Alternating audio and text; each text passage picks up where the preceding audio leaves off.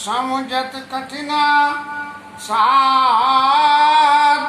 कठिन कलेश, ओय गुणाक्षर न्याय जो पुन प्रत्युवने। भूषण जी महाराज गरुड़ जी को समझा के अच्छी तरह कह रहे हैं कि ज्ञान की रास्ता जिसका मैंने आदर नहीं किया और भक्ति की रास्ता को अपनाई, उस ज्ञान को प्राप्त करने के लिए जितना क्लिष्ट रास्ता बताया गया है वो अपने एक्सपीरियंस से, अपने अनुभव से भूषण जी महाराज ने गरुड़ जी को सुनाया। और सुनाने के बाद में ये कहा कि इतना सब करने के बाद में भी यदि ज्ञान से, ज्ञान की प्राप्ति के बाद भगवान को प्राप्त करने में ये कहत कठिन, समझत कठिन, साधत कठिन कलेश, ये कहना कठिन है, समझना और भी कठिन है, और साधना उससे भी ज़्यादा कठिन है और अत्यंत क्लेशात्मक रास्ता है। इसमें बहुत कुछ बियरअप करना पड़ता है। और फिर हो ही गुणाक्षर न्याय जो उन प्रतियों ने, जैसे गेहूं के संग पिस जाता है, ऐसे कहाँ कब ज्ञान के रास्ते में कौन सी भूल हो जाए, इंद्र को मारने के लिए यज्ञ करा और इंद्र को और उसको मारने वाला, देवता को मारने वाला पैदा हो जाए, तो ऐसे जो है जरा सा एक स्वर गलत लग जैसे, तो हो ही गुणाक्षर न्याय जो पुन प्रत्युवने। इसलिए हे गरुड़ जी महाराज, आप मेरी बात को ध्यान से सुनिए। ज्ञान के पंत कृपान के धारा और परत खगेश होई नहीं बारा, परत खगेश होई नहीं बारा। महाराज एक बात आप समझिए कि ज्ञान की रास्ता जो है वो तलवार की धार के समान है। अब तलवार किसी पे गिरे या कोई तलवार पे गिरे, तलवार दोनों ही स्थिति में उनको काटेगी। परत खगेश होई नहीं बारा, जिसके ऊपर गिरेगी वो ही कटेगा और जो तलवार पर गिरेगा वो ही कटेगा। तो ज्ञान की जो रास्ता है वो तलवार की धार के समान में क्लिष्ट है। और फिर यदि ये ज्ञान का आप ये समझ लोगे, ज्ञान के माध्यम से भगवान प्राप्त करने के लिए आपने इस रास्ते को सक्सेसफुली परफॉर्म कर लिया। जो निर्भय ना पंत निर्वाही और सो कैवल्य परम पद लहई। और यदि इसका निर्वाह हो जाए बिल्कुल बिना किसी विघ्नों के, जितनी सारी मैंने विघ्नें बताई आपको, और बिना इन विघ्नों के यदि हो जाए तो उसको कैवल्य पद भगवान के चरणों की में सदा सदा के लिए भगवान के चरणों की सेवा उसको मिल जाती है। और अति दुर्लभ कैवल्य परम पद, महाराज कैवल्य पद पाना बहुत मुश्किल है। और संत पुराण निगम वादम मद, संत लोग वेद पुराण, आगम निगम पुराण जो कुछ भी है वो सब कहते हैं, लेकिन महाराज इतना प्रयत्न करने के बाद में राम भजता सोई मुकोति गुसाई, और अनिच्छित बरियाई। भगवान राम का भजन करने से ये कैवल्य पद आप न चाहते हुए भी जबरदस्ती आपके गले में मुड़ना जिसे कहते हैं वो स्थिति हो जाती है। एक दिल्ली जी की बात याद आती है। एक सज्जन बैठे हुए चारपाई पे आराम से लेटे हुए थे, कभी ये टांग ऊंची कर, कभी वो हाथ ऊंची कर। एक कोई हम जैसा चतुर आदमी निकला और उसने उससे कही को, महाराज ये दिन में पड़े पड़े क्या कर रहे हो? तो बोले कुछ नहीं। बोले कुछ क्यों नहीं कर रहे हो, हट्टे कट्टे हो यार, जान जवान हो, कुछ तो करो, अरे कोई तो काम करो। तो बोले काम करने से क्या होगा? बोले पैसा मिलेंगे। पैसा मिलने से क्या होगा? मुझे पैसा मिलने से तुम अच्छे कपड़े लाना, घर गृहस्थी चलाना, फिर क्या होगा, फिर क्या होगा, फिर क्या होगा, फिर क्या होगा। ऐसे ही करते करते हमने पूछी तो हमने कही तुम बहुत पैसे वाले हो जाओगे। बोले फिर क्या होगा? बोले फिर आराम करोगे। बोले वो तो अब भी कर रहा हूँ, वो तो मैं अब भी कर रहा हूँ। तो ऐसे ही ज्ञान के पंथ कपान के धारा और परत खगेश हो ही नहीं वाला। और जो निर्वग्न पंथ निर्वही सो कैवल्य परम पद लही, अति दुर्लभ कैवल्य परम पद। श्रुति आगम निगम पुराण भेदवद, राम भजता सोई मुकोति गुसाई, अनिश्चित आवई बरियाई। राम जी का भजन करते बिना जो है मांगे हुए ही जी आ जाता है केवल परम पद, भगवान के चरणों की सेवा।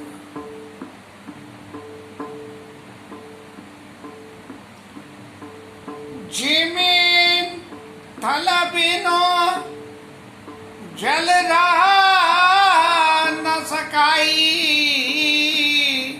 और कोटि मात कोई करई उपाय। कोई कितना ही उपाय कर लो, यदि किसी जगह पे जल को रोकना है तो उसके नीचे थल होना बहुत जरूरी है, और थल नहीं है तो जल नहीं रुकेगा। ऐसे ही तथा मोक्ष सुख सुनो खगराई, और रह न सकई हरि भगति बिहाई। भगवान की भक्ति के बिना मोक्ष का सुख टिक ही नहीं सकता है। आपको सुख मिल गया, मोक्ष का सुख मिल गया, मुक्ति हो गई। लेकिन मुक्ति होने के बाद यदि फिर भी भक्ति नहीं हुई तो मोक्ष सुख से भी आप वंचित हो सकते हो। बड़े बड़े ऋषि मुनियों ने भगवान के चरणों की भक्ति पाने के बाद क्या क्या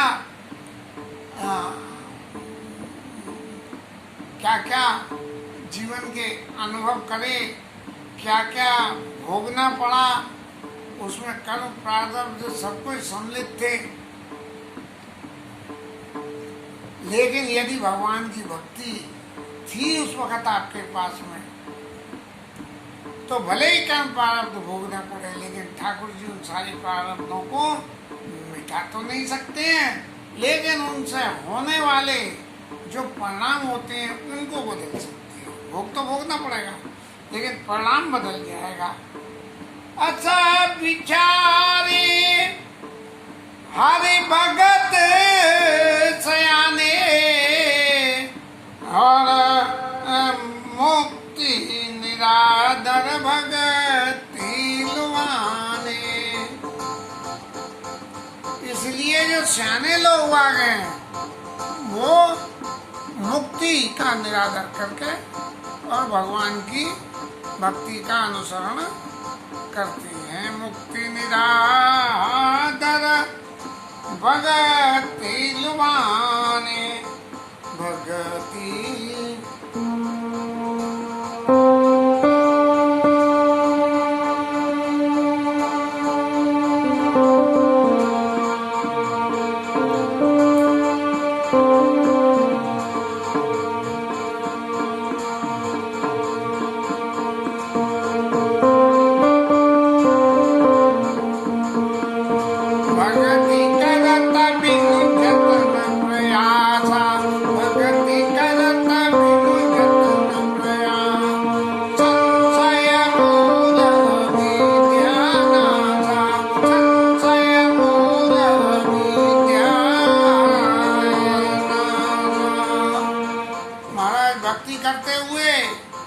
संस्कृति का मूल अविद्या, अविद्या जिससे संस्कृति का, और जब किसी के बारे में कोई जानकारी नहीं है कि क्या सही है क्या गलत है, तो उसका जो परिणाम होगा, भाई पेड़ पर बैठ के पेड़ की डाल काटोगे, डाल कट गई तो नीचे तो गिरोगे ही, लेकिन यदि परिणाम नहीं मालूम है तो क्या है।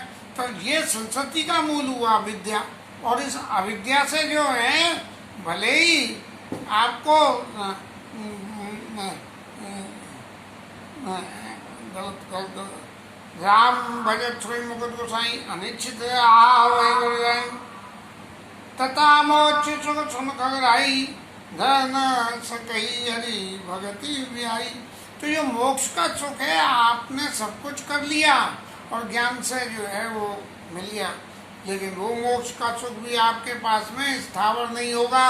कैसे नहीं होगा? जैसे बिना थल के जल नहीं रह सकता है, बिना थल के यदि जल है, हवा में है, तो दाएं बाएं और नीचे कहीं ना कहीं गिर के इधर उधर जाएगा ही जहाँ थल होगा।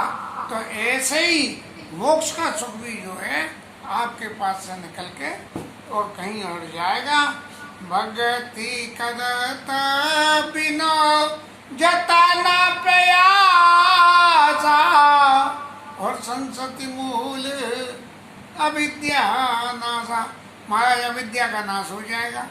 जब अविद्या का नाश हो जाएगा तब क्या होगा? नरे बांस और न बजे बांसुरी। तो फिर ये मोक्ष सुख जो है वो आपके पास में स्थावर हो जाएगा। लेकिन कब? जबकि आपके पास में भक्ति होगी। कैसे? भोजन करी तृपित हित लागी जिमि चो असन पचवे जठ रागी। भोजन क्यों करती हैं? उसके 3 कारण हैं। एक, भोजन करने से तृप्ति, पुष्टि और क्षुधा निवृत्ति। जो भूख लगती है हमसे जठर से, जठराग्नि से, उसकी शांति करता है। जिह्वा को तृप्ति मिलती है और शरीर को पुष्टि मिलती है। तो जैसे आप भोजन कर लेते हो तो ये तीनों काम एक संग हो जाते हैं। ऐसे ही अच हरि भगत सुगम सुखदाई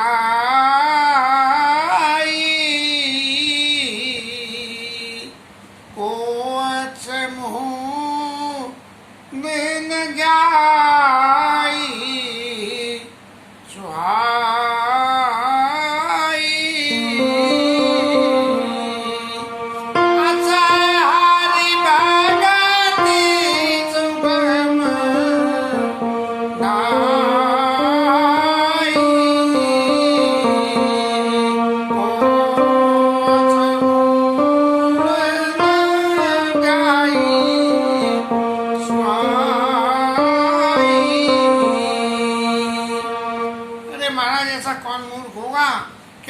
आसान भक्ति किसको अच्छी नहीं लगेगी कि खाओ तो खाना और तुष्टि पुष्टि क्षमता 3 काम हो जाए।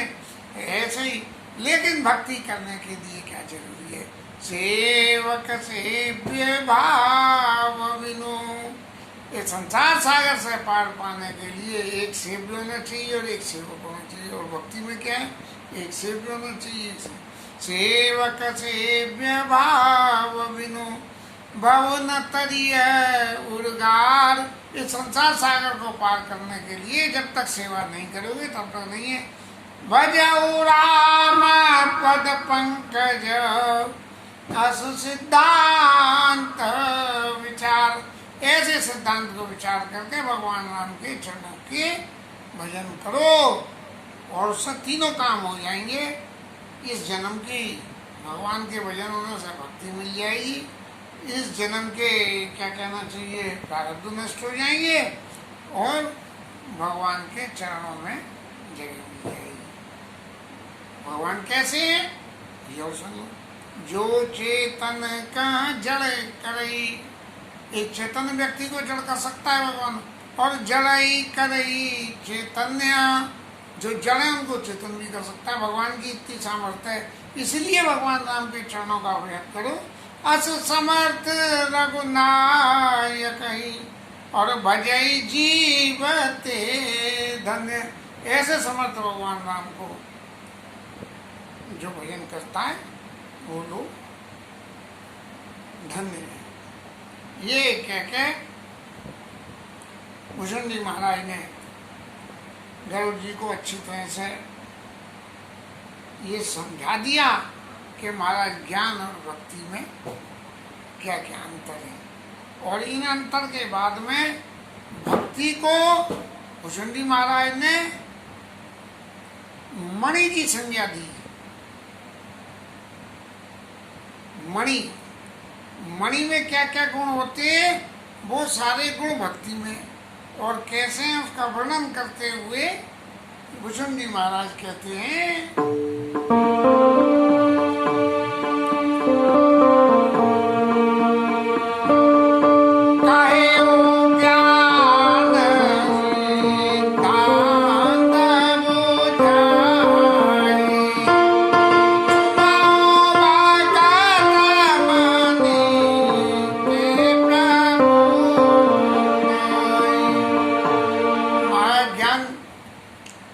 ज्ञान के सिद्धांतों को तो मैंने बता दिया।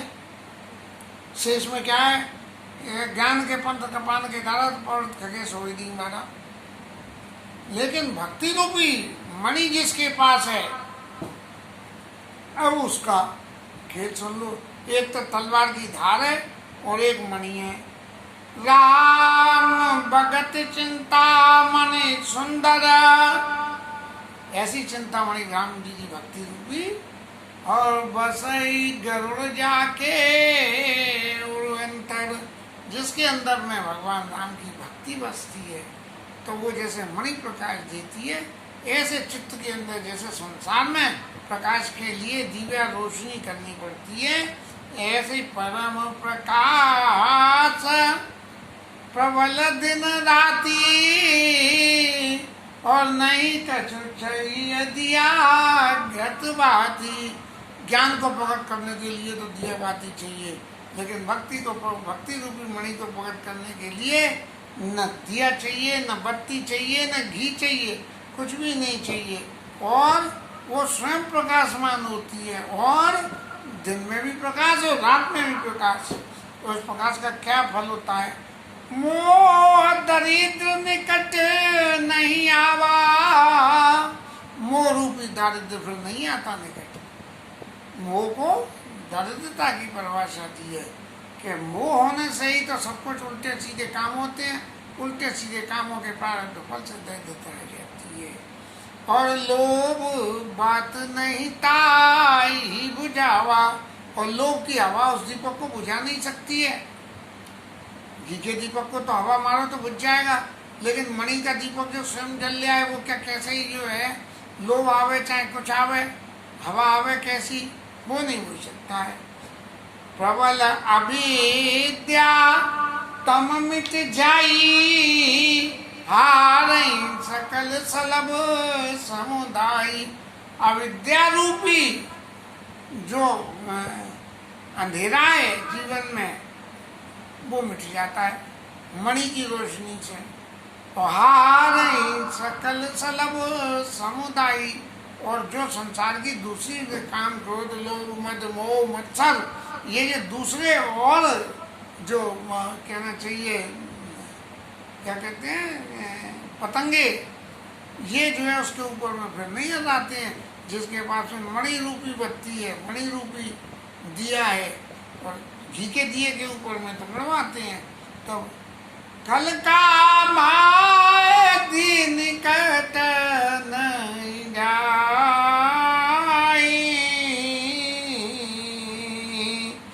बसई भगति जाके उर्माई। ये दुष्ट काम आदि जो दुष्ट प्रवृत्तियां हैं, ये भी उस मणि को देख के पास में नहीं जाती है। दीपक को तो बुझा सकती है, मणि के दीपक को नहीं बुझाए। और गरल सुधा समा अरिहित होई, और मरते मणि बिनु सुख पाव न कोई। जिसके पास में जो मणि है उसके पास में जहर भी अमृत हो जाता है और दुश्मन भी मित्र बन गया। अरे तो हुई और यही मणि बिनु सुख पावना। कोई इस भक्ति रूपी मणि के बिना कोई भी व्यक्ति जो है सुख नहीं पा सकता है। ज्ञान के पंथ से जो भी सुख मिलेगा वो सुख क्षीण हो सकता है, लेकिन भक्ति के पंथ पर चलने से जो सुख होगा वो क्षीण नहीं होगा। सो मन जदपि चतुर शिरोमणि तेई जग माई, जो मन लागी सो जतन कराई। महाराज चतुर कौन है इस संसार में? जो राम जी की भक्ति रूपी मणि के लिए प्रयास करते हैं, ज्ञान रूपी दिए को जलाने के लिए कोई प्रयास नहीं करते हैं। सो मन जदप प्रगट जग हाई, राम कृपा बिनु नहीं कोई। महाराज वैसा है कि भक्ति को जो है प्राप्त करना है, तो भक्ति को प्राप्त करने के लिए क्या करना पड़ेगा? तो महाराज भक्ति ऐसे ही नहीं मिल जाती है। अगर रास्ता चलते गए और रास्ते में एक पेड़ दिखा और अमरूद लटक रहे थे, मिल गए, नहीं, ये भक्ति ऐसे नहीं मिलती है। भक्ति कैसे मिलती है? कि जब भगवान कृपा करते हैं। अब भगवान कैसे कृपा करते हैं ये देखो, कैसे? सुगम उठा उपाय पाइबे के रे। भक्ति को प्राप्त करने का सुगम उपाय और नरहत भाग्य दे भट बेरे। लोग भक्ति के लिए जिन्हें क्या क्या पाखंड रचते हैं, ऐसा करो ऐसा करो। क्या है? भगवान ने खुद कही, काऊ भगति पति कवन प्रयासा,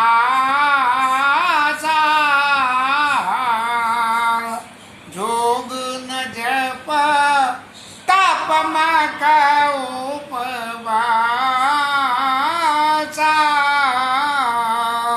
कोई जोग जब तब कोई जरूरत नहीं है तो क्या? सरल स्वभाव न माना कुटिलाई, हर जथा लाभ संतोष सदाई।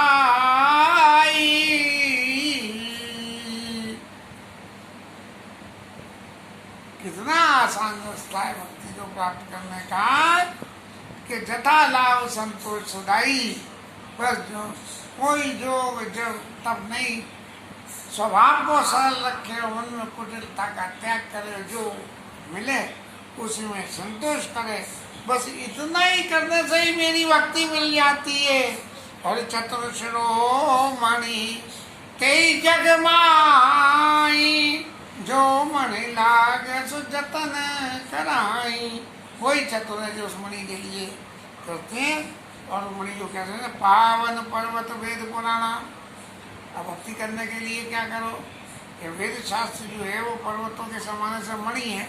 अब मणि तो जंगल में मिलेगी, तो जंगल में जाकर तलाशोगे, तो वेद पुराण जो है वो जंगल के समान में जाओ, वेद पुराणों को सुनो और सुन के जो है मणि को खोलो।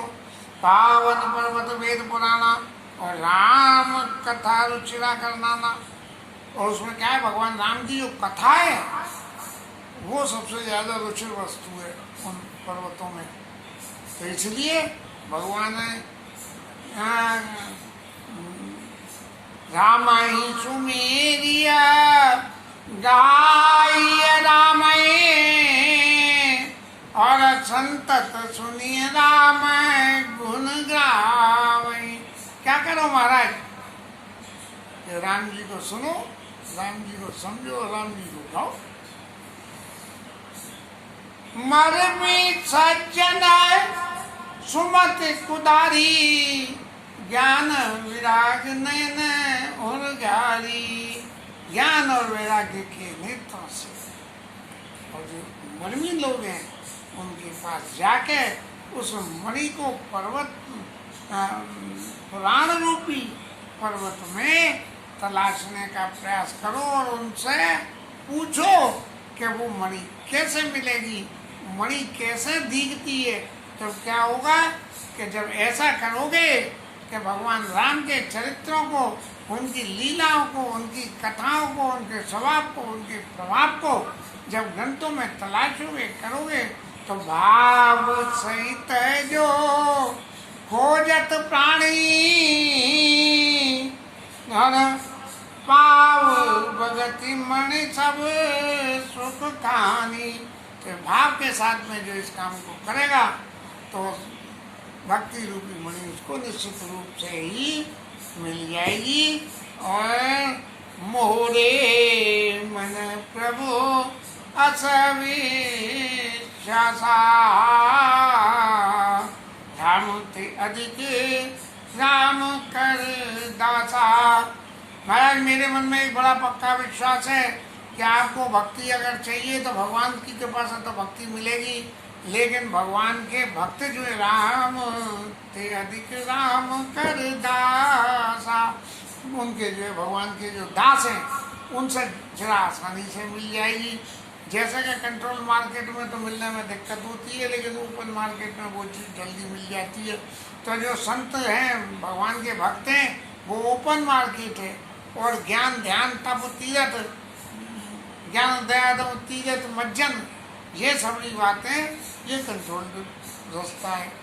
राम सिंधु वन सज्जन धीरा, भगवान बड़े जो है धीर सज्जन और समुद्र के समान है।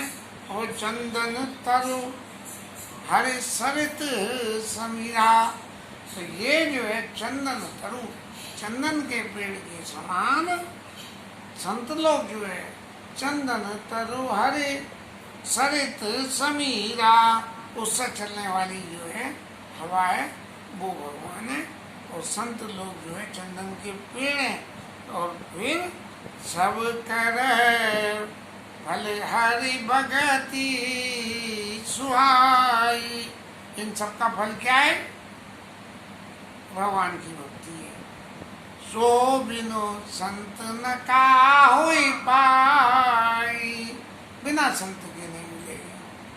क्यों? क्या चंदन का पेड़ है, चंदन के पेड़ पर सांप रहते हैं, सांपों को नहीं रहती है। इसलिए ने चंदन तरु हरि संत समीरा, वो चंदन के पेड़ के समान है संत लोग, कि उस चंदन के पेड़ पर सांप रहती है, सांपों पर मणि होती है, इसलिए संतों के पास मणि रहती है। सब करे फल हरि भगति सुहाई, और सो बिनु संत न काहुई पाई। अस विचार सोई कर सतसंगा, राम भगति ते सुलभ व्यंगा। ऐसा विचार के जो आदमी संतों का सत्संग करता है उसको रामचंद्र जी की भक्ति सहजी सुलभ होती है। ब्रह्म पयो निधि मंदिर ज्ञान संत सुरय, कथा सुधा मत काली भगति मधुरता जय। समुद्र मंथन की तरह ब्रह्म रूपी जो है समुद्र को मथने के लिए ज्ञान पयो निधि मंदिर, ब्रह्म पयो निधि मंदिर और ज्ञान संत सुर आई।